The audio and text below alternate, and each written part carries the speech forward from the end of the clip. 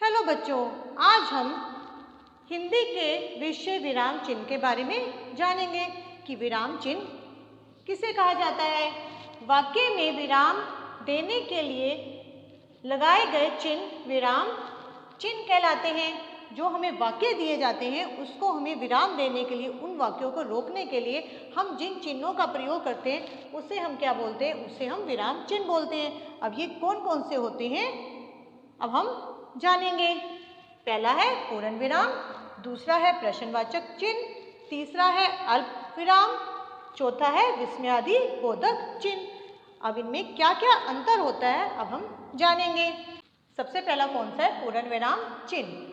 जब वाक्य पूरा हो जाता है तो उसमें हम विराम देने के लिए हम जिस चिन्ह का प्रयोग करते हैं उसको हम पूर्ण विराम चिन्ह बोलते हैं। जब हम कोई वाक्य लिख रहे होते हैं, वो कंप्लीट हो जाता है तो उसके पीछे हम ये साइन या ये चिन्ह लगाते हैं, तो उसको हम क्या बोलते हैं, उसको हम पूर्ण विराम बोलते हैं। अब इसका हम एग्जाम्पल लेंगे, उदाहरण लेंगे।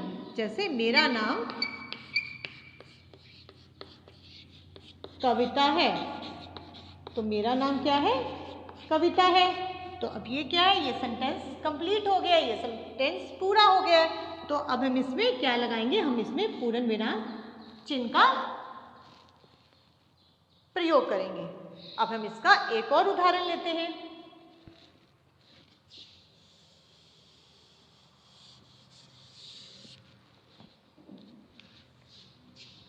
राधा बाजार जा रही है। तो राधा बाजार जा रही है, ये भी क्या हो गया, ये जो वाक्य है पूरा हो गया है। तो हम इसमें क्या लगाएंगे, हम पूर्ण विराम चिन्ह का प्रयोग करेंगे। अब हम दूसरा लेते हैं, प्रश्नवाचक चिन्ह। प्रश्नवाचक चिन्ह, जब हम किसी से कोई प्रश्न पूछते हैं तो हम इस चिन्ह का प्रयोग करते हैं। जैसे तुम कहाँ जा रहे हो, तो मैं आपसे प्रश्न पूछ रही हूँ, तो जब मैं आपसे प्रश्न पूछूंगी तो हम इस साइन का, इस चिन्ह का प्रयोग करेंगे। जैसे तुम कहाँ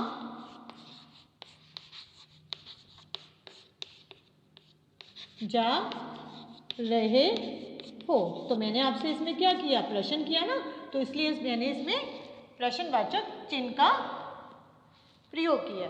अब इसका हम एक और उदाहरण लेंगे। अब हमने पूर्ण विराम में एक वाक्य लिखा था, राधा बाजार जा रही है। तो अगर हम इसी वाक्य को प्रश्नवाचक में बदल दें कि राधा बाजार से क्या लाई, राधा बाजार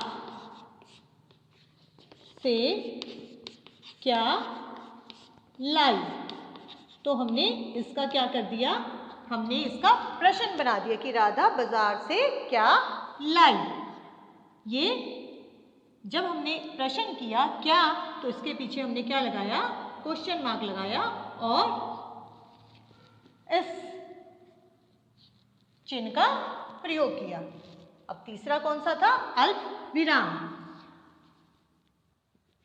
जब हम कोई वाक्य बोल रहे होते हैं तो हम इस चिन्ह का तब उपयोग करते हैं जब हमें थोड़ा रुकना होता है या थोड़ा विराम देना होता है। थोड़ा रुकने के लिए या विराम देने के लिए हम अल्प विराम चिन्ह का प्रयोग करते हैं। अब इसका हम उदाहरण देखेंगे।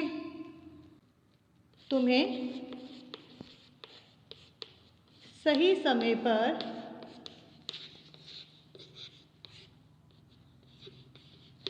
पढ़ना,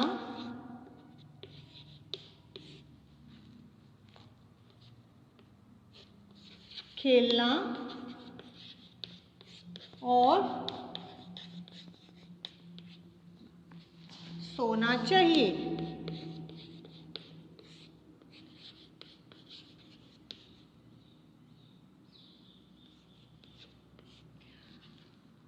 अब इसमें हम क्या लगाएंगे, हम इसमें पूर्ण विराम भी लगाएंगे, क्योंकि ये हमारा जो वाक्य है पूरा हो रहा है। लेकिन हमने यहाँ पे पढ़ना के साथ विराम देने के लिए हमने अल्प विराम चिन्ह का प्रयोग किया है।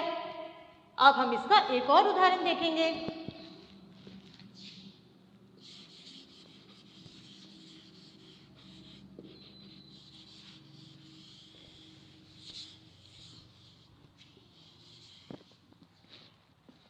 अब हमने राधा बाजार से क्या लाई प्रश्नवाचक चिन्ह का उपयोग करते हुए हमने प्रश्न किया था। अब हम इसी को किस तरह अल्प विराम में उपयोग करते हैं हम देखेंगे। राधा बाजार से खिलौने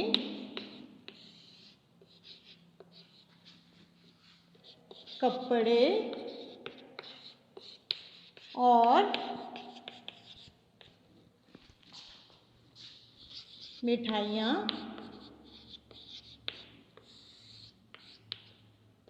लाई। अब इसमें भी ये वाक्य पूरा हो रहा है, इसलिए हमने इसमें किसका प्रयोग किया, हमने इसमें पूर्ण विराम का भी प्रयोग किया। और राधा बाजार से खिलौने के बाद हम थोड़ा सा अल्प विराम देंगे, हम थोड़ा रुक जाएंगे, इसलिए हमने किसका यूज़ किया, हमने यहाँ पे अल्प विराम चिन्ह का यूज़ किया। खिलौने कपड़े और मिठाई लाई। अब अगला कौन सा है, विस्मयादि बोधक। जब हम दुख में होते हैं, हैरानी में होते हैं या खुशी में होते हैं, शोक में होते हैं, तो हम विस्मयादि बोधक चिन्ह का प्रयोग करते हैं। अब हम इस चिन्ह का प्रयोग कैसे करते हैं अब हम देखेंगे। अरे अरे तुम आ गई। आप देखते हो ना, कोई कहता है कि मैं नहीं आ सकती, लेकिन वो एकदम अचानक आ जाता है, तो आप क्या लगाते हो, पूर्ण विराम जैसा साइन लगा के नीचे एक डॉट लगा देते हो, तो उसको हम क्या बोलते हैं, विस्मयादि बोधक चिन्ह बोला जाता है। तो अरे तुम आ गई, तो इसके बाद हम इसमें किसका, पूर्ण विराम चिन्ह का भी उपयोग करेंगे। तो हम जब हैरान हो जाते हैं, अरे तुम आ गई, तो हम विस्मयादि बोधक चिन्ह का प्रयोग करते हैं। इसका हम एक और उदाहरण देखेंगे।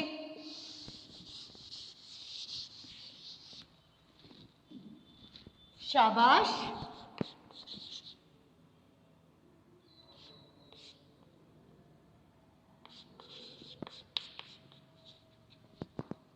तुमने तो कमाल कर दिया। अब शाबाश, इसमें भी आप क्या कर रहे हो, किसी की तारीफ कर रहे हो, किसी की प्रशंसा कर रहे हो, तो आपने शाबाश के बाद कौन सा चिन्ह यूज़ किया, आपने शाबाश के बाद विस्मयादि बोधक चिन्ह का प्रयोग किया। उसके बाद आपने वाक्य को पूरा किया कि शाबाश तुमने तो कमाल कर दिया। उसके बाद आपने पूर्ण विराम चिन्ह का उपयोग किया, क्योंकि यह वाक्य जो है पूरा हो गया है। तो शाबाश तुमने तो कमाल कर दिया। अब विस्मयादि बोधक चिन्ह कौन से होते हैं, वाक्य में विराम देने के लिए लगाए गए चिन्ह विराम चिन्ह कहलाते हैं। अब आप इसको अपनी पुस्तक में से दोहराएं।